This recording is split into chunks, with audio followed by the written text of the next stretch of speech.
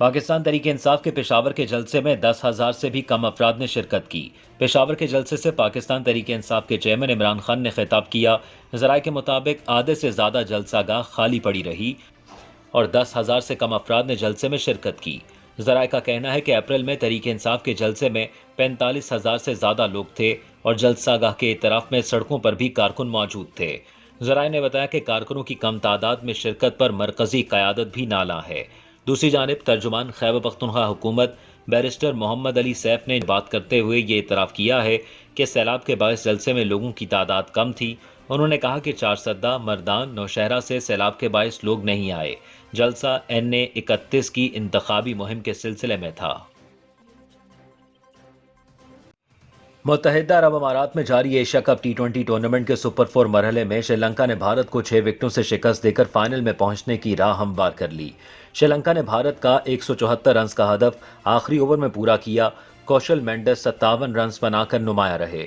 اس کے علاوہ پاتھم نسانکا نے 37 گیندوں پر 52 رنز بنائے، جبکہ داسن شانکا 18 گیندوں پر 33 اور بھونکار راجاپاکسے 17 گیندوں پر 25 رنز کے ساتھ ناٹ آؤٹ رہے۔ مسلسل دوسرے میچ میں ناکامی کے بعد بھارت کا فائنل میں پہنچنا بہت مشکل ہو گیا ہے۔ اگر سری لنکا اپنا آخری میچ جیتنے میں کامیاب رہی، پاکستان اپنے بقیہ دونوں میچ ہار گیا اور بھارتی ٹیم نے آخری میچ میں افغانستان کو شکست دے دی تو 3 ٹیموں کے 2-2 پوائنٹس ہو جائیں گے۔ فائنل میں پہنچنے کے لیے معاملہ رن ریٹ پر آ جائے گا۔ اس کے علاوہ اگر کل پاکستان نے افغانستان کو شکست دے دی تو گرین شرٹس اور Sri Lankan team Asia cup کے فائنل میں پہنچ جائیں گی۔ بھارت اور افغانستان ٹورنامنٹ سے باہر ہو جائیں گی۔ بھارت نے مقررہ 20 اوورز میں 8 وکٹوں پر 173 رنز بنائے۔ کپتان روہت شرما 72 رنز بنا کر نمایاں رہے۔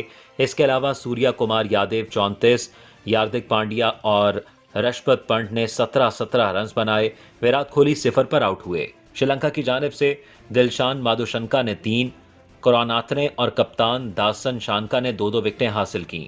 شری لنکن ٹیم میں کوئی تبدیلی نہیں کی گئی تھی، جبکہ بھارت نے اپنی ٹیم میں ایک تبدیلی کرتے ہوئے روی ایشون کو فائنل 11 کا حصہ بنایا تھا۔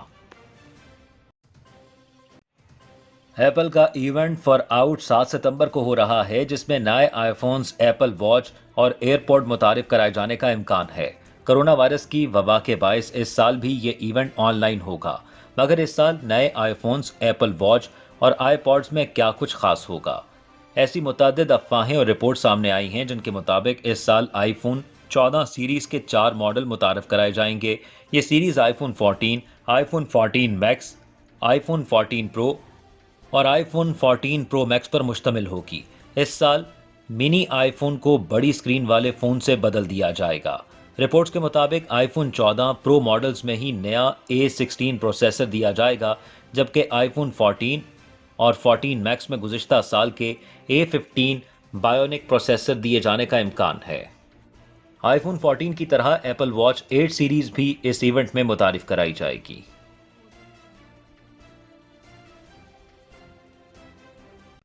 بیشتر افراد کوئی کام کیے بغیر کمانے کے خواہش مند ہوتے ہیں۔ اب ایسا ہونا تو لگ بھگ ناممکن ہے، مگر جاپان میں ایک شخص کچھ نہ کرنے پر بھاری معاوضہ حاصل کرتا ہے۔ 38 سالہ سوجی موری موٹو نامی شخص کا کام لوگوں کے ساتھ کچھ وقت گزارنا ہے اور بس۔ شوجی موری موٹو نے بتایا کہ بنیادی طور پر اپنی ذات کرائے پر فراہم کرتا ہوں۔ میرا کام بس اپنے صارفین کے احکامات پر عمل کرنا ہے اور مجھے کچھ نہیں کرنا پڑتا۔ انہوں نے بتایا ہے کہ گزشتہ 4 برسوں میں 4000 بار ان کی خدمات لوگوں نے حاصل کی ہیں۔ ٹویٹر پر انہیں 2.5 لاکھ کے قریب افراد فالو کر رہے ہیں اور اکثر وہی ان کی خدمات بھی حاصل کرتے ہیں۔ ایک صارف نے تو 270 بار ان کی خدمات حاصل کی ہیں۔ کئی بار لوگ پارک میں کھیلنے کے لیے ان کی خدمات حاصل کرتے ہیں اور ایسے ہی مختلف دلچسپ کاموں کے لیے انہیں کہا جاتا ہے۔ البتہ وہ ہر کام نہیں کرتے اور جب انہیں لگتا ہے کہ کوئی کام ان کے یا دوسروں کے لیے نقصان دہ ہے تو ان سے انکار کر دیتے ہیں۔ اس سے قبل شوجی موری موٹو ایک پبلشنگ ادارے میں کام کرتے تھے اور وہاں اکثر انہیں کام چور کہا جاتا تھا۔ ونڈوز اور میک میں گوگل کروم استعمال کرنے والے صارفین اپنے ویب براؤزرز کو فوری اپڈیٹ کر لیں، ورنہ ان کا سسٹم ہیکرز کا ہدف بن سکتا ہے۔ گوگل کی جانب سے ایک بیان میں صارفین کو مشورہ دیا گیا ہے کہ وہ کروم ویب براؤزرز کو فوری طور پر اپڈیٹ کر لیں۔ بیان میں کہا گیا ہے کہ گوگل میں موجود سیکیورٹی خامی ہے۔ ایک گمنام فرد نے اس مسئلے کو 30 اگست کو رپورٹ کیا تھا اور گوگل کے مطابق اس کی روک تھام کے لیے اپڈیٹ جاری کر دی گئی ہے۔ کمپنی نے اس کے حوالے سے زیادہ تفصیلات نہیں بتائی۔ عموماً گوگل کروم خودکار طور پر اپڈیٹ ہو جاتا ہے۔ اگر آپ کو معلوم نہیں کہ براؤزر اپڈیٹ ہو چکا ہے یا نہیں تو 3 ڈاٹ مینیو پر کلک کر کے سیٹنگز میں جائیں، وہاں اباؤٹ کروم پر کلک کریں جو پیج کے بائیں جانب سے سب سے نیچے ہوگا۔ اس کے بعد کروم کی جانب سے بتایا جائے گا کہ براؤزر اپ ٹو ڈیٹ ہے یا نہیں۔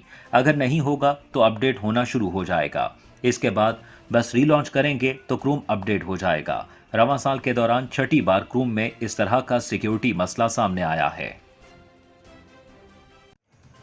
جب سے عمران خان کی حکومت گئی ہے، قانون اور انصاف سے دلچسپی رکھنے والے پاکستانی بڑی توجہ سے صورتحال کا جائزہ لے رہے ہیں کہ ایوان عدل کے افق سے کس نوح کا سورج طلوع ہوتا ہے، درخشاں و تاباں یا گہنایا ہوا۔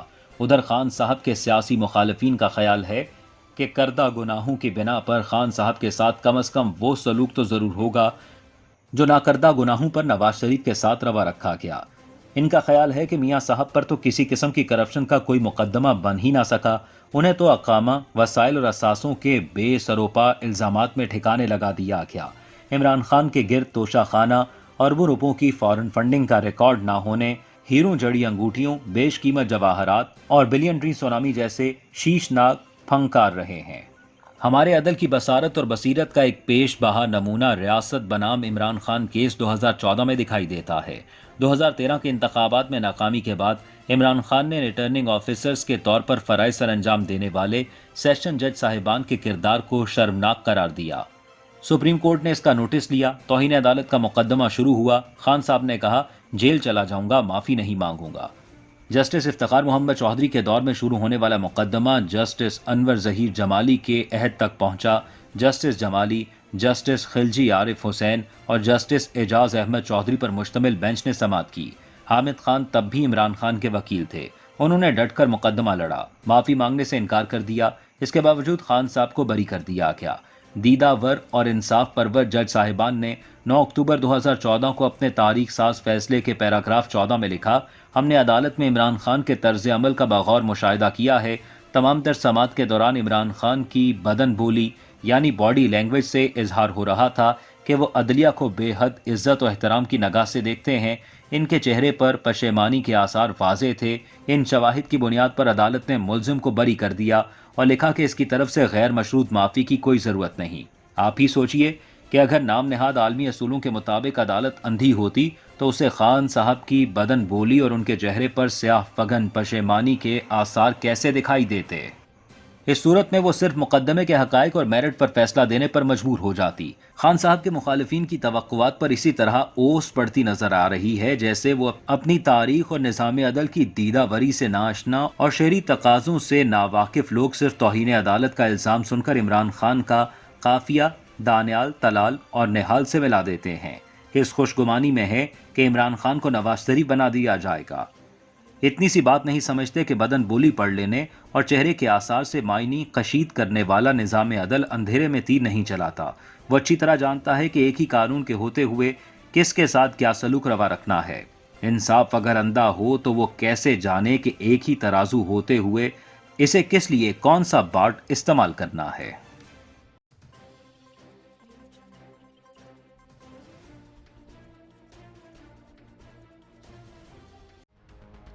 This public service message is brought to you by Pak Watan.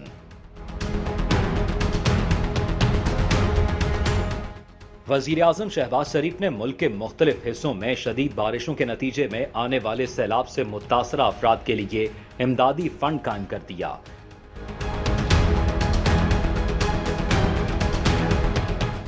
سیلاب زدگان کے لیے رقوم پرائم منسٹر ریلیف فنڈ 2022 کے اکاؤنٹ نمبر G12164 میں جمع کرائی جا سکتی ہیں۔